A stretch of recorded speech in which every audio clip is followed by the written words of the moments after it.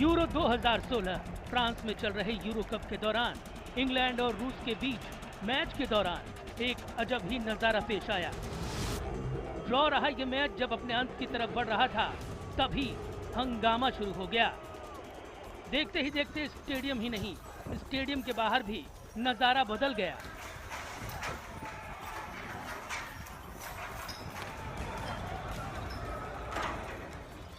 खेल का मैदान जंग का मैदान बन गया। दोनों मुल्क के समर्थक ऐसे भिड़े जैसे खेल प्रेमी नहीं, बल्कि दो मुल्कों की फौज भिड़ रही हो। लोहे की कुर्सियां, रॉड, बोतल और पत्थरों का इस्तेमाल हथियार के तौर पर हो रहा था। कुछ ही घंटे में फ्रांस के खूबसूरत मार्सिले शहर की सूरत बिगड़ गई। फ्रांस की पुलिस ने बड़ी मुश्किल से टीयर गैस और वाटर कैनन का इस्तेमाल कर हिंसा और आगजनी पर काबू किया। अब इस मामले में एक सनसनीखेज खुलासा हुआ है। ब्रिटिश मीडिया के मुताबिक रूस फुटबॉल फैंस को दी गई थी दंगे की ट्रेनिंग। मार्शल आर्ट और तोड़फोड़ में माहिर थे रूसी फैंस। दंगे के लिए चुने गए थे 150 सबसे खतरनाक लड़ाके। तो क्या इसलिए तस्वीरों में रूसी फैंस ब्रिटिश फुटबॉल प्रेमियों पर भारी पड़ते नजर आते हैं, क्योंकि वो दंगे और मारपीट के एक्सपर्ट थे? सवाल ये है कि क्या है ब्रिटिश मीडिया के खुलासे का सच? कहां दी गई रूसी फैंस को दंगे की ट्रेनिंग? क्या है खूनी खेल के टेरर कैंप की हकीकत? अगले आधे घंटे में हम आपको दिखाएंगे इस खबर का पूरा सच और बताएंगे कि आखिर कौन है खेल का खलनायक। नमस्कार, मैं हूं प्रशांत चरहे। महान फुटबॉलर पेले ने फुटबॉल को कहा था जोगो बेनीतो, यानी कि खूबसूरत खेल। लेकिन फ्रांस में चल रहे यूएफए यूरो कप 2016 के दौरान इस खेल का सबसे बदसूरत चेहरा भी सामने आया है। आपने देखा कि कैसे रूसी और अंग्रेज फुटबॉल प्रेमी एक दूसरे के खून के प्यासे होकर भिड़ गए थे, सार्वजनिक संपत्ति को लगातार नुकसान पहुंचाते रहे। लेकिन अब ब्रिटिश मीडिया ने खुलासा किया है कि रूसी फैंस को इस दंगे की बाकायदा ट्रेनिंग तक दी गई थी। पूरा मामला हम आपको बताएंगे, लेकिन पहले देखते हैं कि आखिर कौन थे खेल के खलनायक।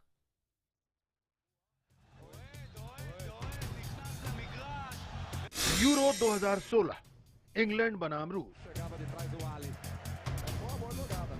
दंगा 2016 इंग्लैंड बनाम रूस।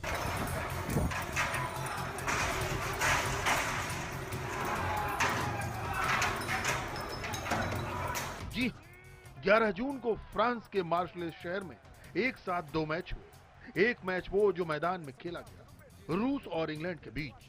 नतीजा क्या रहा ये भी देख लीजिए। यूरो 2016 इंग्लैंड बनाम रूस, नतीजा 1-1। कांटे के मुकाबले में हिसाब बराबर रखने के लिए दोनों ही टीमों के खिलाड़ियों की प्रशंसा हो रही है, लेकिन दूसरे मैच में जीतने वाले और हारने वाले दोनों की ही बदनामी हो रही है, क्योंकि ये खेल नहीं बल्कि खेल का खिलवाड़ था जब आपस में भिड़ गए दोनों टीमों के समर्थक। आइए इस मैच का नतीजा भी देख लेते हैं। दंगा 2016 इंग्लैंड बनाम रूस, नतीजा 0-1। जी हाँ, दंगे के मैच में अंग्रेज दंगाइयों पर साफ तौर पर भारी पड़ते नजर आए रूसी दंगाई।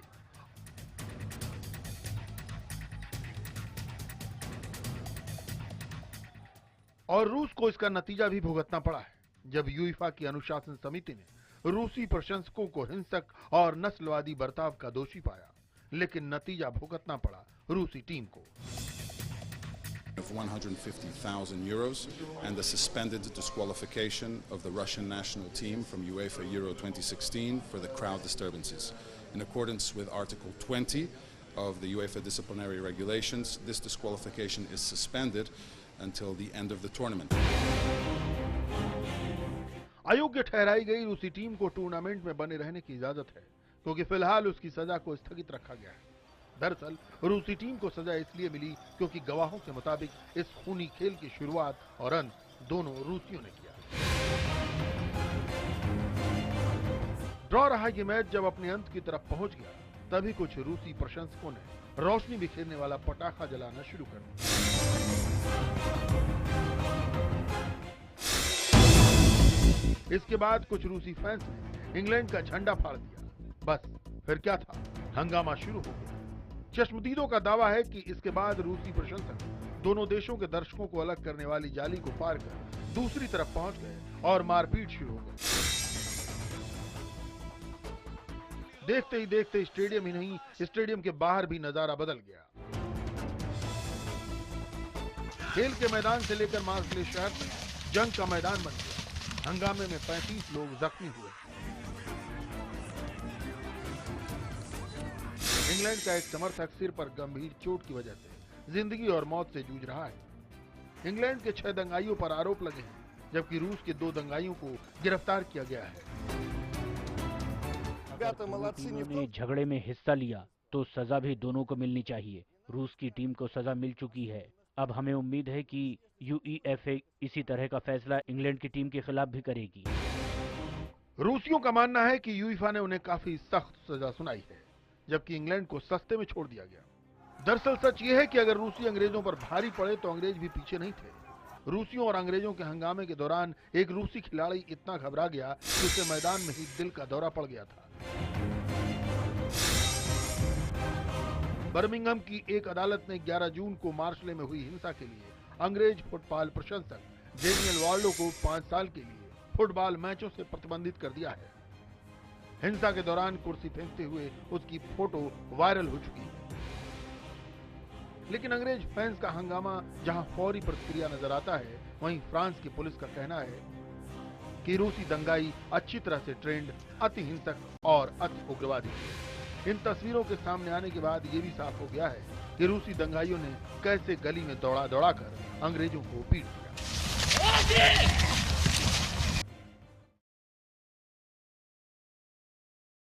अपनी टीम को जिताने के लिए खेल प्रेमी स्टेडियम में तरह तरह के जतन करते हैं, लेकिन क्या वो दंगा करने की ट्रेनिंग लेकर भी आ सकते हैं? ये सोच ही बहुत हैरत अंगेज लगती है। मगर ब्रिटिश मीडिया का दावा है कि यूरो कप के दौरान रूसी हुड़दंगियों का एक पूरा गैंग यहां मौजूद था, जिसे मिली है दंगा करने की ट्रेनिंग। देखिए आखिर क्या है ये पूरा माजरा।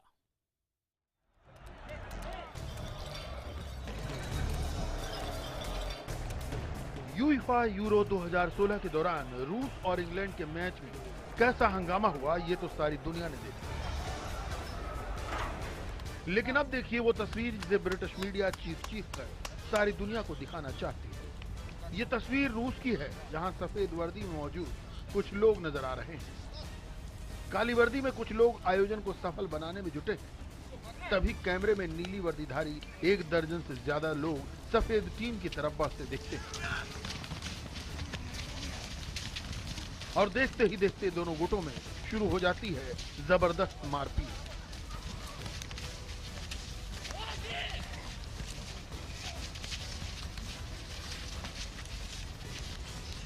सफेद टीम नीली टीम पर भारी पड़ती दिखती है, लेकिन मुकाबला लगभग बराबरी पर छूटता है। इस वीडियो के जरिए ब्रिटिश मीडिया का दावा है कि यूईफा कप के दौरान दंगा फसाद करने के लिए और विरोधी टीम के प्रशंसकों को शांत करने के लिए रूस में बाकायदा दंगा कैंप लगाया गया।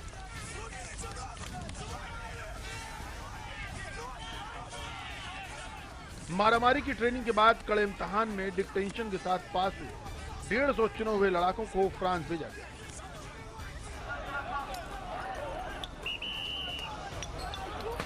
ब्रिटिश मीडिया के मुताबिक इसीलिए मैच के दौरान हुई भिड़ंत रूसी लड़ाकों के सामने अंग्रेज फैंस फिसड्डी साबित हुआ। लेकिन रूस की संसद के उपाध्यक्ष ने इन आरोपों का जोरदार तरीके से खंडन किया है। Специально обученных, натренированных, подготовленных людей, которые приехали принимать участие в драках, среди наших фанатов не было. Это просто нормальные, хорошо подготовленные, натренированные люди, но они не приехали не драться, они так выглядят по жизни. ड्यूमा के उप प्रमुख इगोर लेबेदेव का कहना है कि किसी खास मकसद से गठीले और कसरती बदन वाले रूसियों को फ्रांस नहीं भेजा गया। रोजमर्रा की जिंदगी में भी रूसी ऐसे ही होते हैं। लेकिन इसमें शक नहीं कि रूस में टीम बनाकर मारपीट करना, दो गुटों में भिड़ंत अब एक खूनी खेल की शक्ल लेने लगा।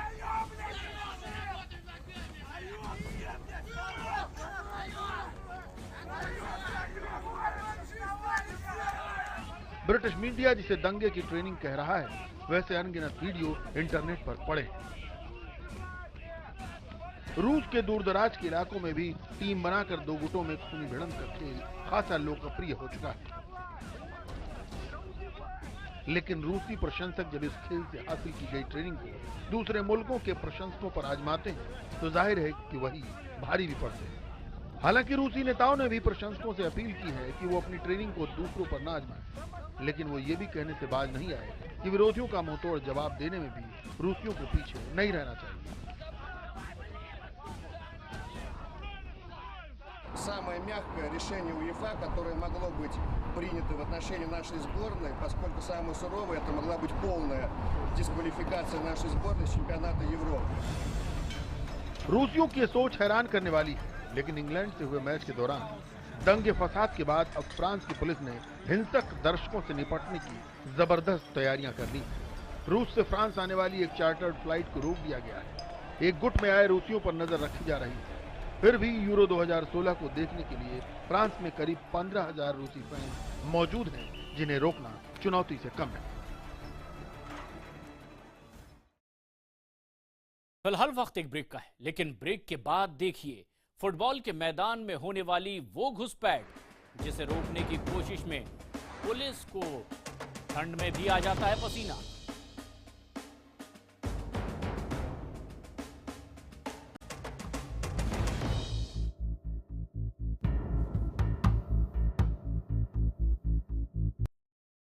यूरो कप 2016 के दौरान शांति व्यवस्था बनाए रखना फ्रांस की पुलिस के लिए एक बड़ी चुनौती बनता जा रहा है, लेकिन दुनिया की हर पुलिस के लिए फुटबॉल के मैदान में हुड़दंगियों को दूर रखना चुनौती ही रही है।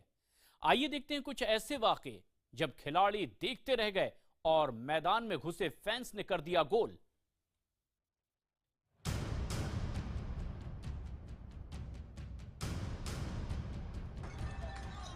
फ्रांस के मार्शेल में इंग्लैंड और रूसी फैंस के बीच जबरदस्त मारामारी के बाद फ्रांस की पुलिस ने रूस और इंग्लैंड के हर मैच को लेकर सुरक्षा के भारी भरकम इंतजाम किए। फ्रांस के लीले में रूस का दूसरा मैच स्लोवाकिया से था, लेकिन हंगामा न हो इसलिए फ्रांस की पुलिस ने 2 ट्रक भरकर रूसियों को गिरफ्तार कर हवालात में बंद कर दिया।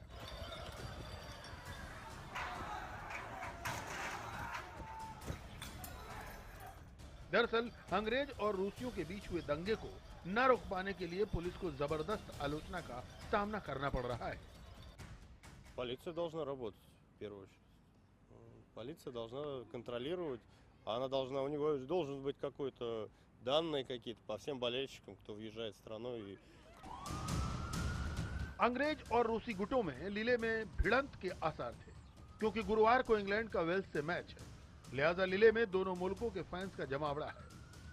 हालात के मद्देनजर फ्रांस ने मैच से शराब की बिक्री पर प्रतिबंध लगा दिया। I think it's fine, mate. If you want to drink beer, you want to drink beer. But I think the ban's a bit stupid, and I think the French police are a bit silly banning the alcohol. Have everybody here today been well behaved, man? Yeah. Well behaved. Yeah, we're all having fun, man. It's happy atmosphere. Yeah, does it feel okay? दरअसल football मैचों के दौरान हंगामा करने और शराब का नशा एक जैसा सिर चढ़कर बोलता है। कई बार नशे में झूमते फैंस मैदान में घुस आते हैं। अपने स्टार खिलाड़ी को छूने, उनसे हाथ मिलाने या विरोधी टीम के खिलाड़ी को नुकसान पहुंचाने की नीयत से घुसे दर्शकों पर पुलिस के लिए काबू पाना आसान नहीं होता। कई बार फैंस की बदतमीजी का शिकार खिलाड़ी बन जाते हैं। कई बार ऐसा भी हो चुका है जब मैच के बीच में ही सनकी फैंस ने घुसकर खुद ही गोल मार दिया और खिलाड़ी मुंह ताकते रह गए। यूएफा यूरो कप 2016 के दौरान मैदान में ऐसे हादसे न दोहराए जाए। जाहिर है इसके लिए फ्रांस की पुलिस को जबरदस्त तैयारी करनी पड़ेगी, क्योंकि इसमें शक नहीं कि आतन मारामारी करने वाले रूसी और अंग्रेज ही नहीं, बहुत से मुल्कों के हुड़दंगी फिलहाल फ्रांस में डेरा जमाए हुए हैं।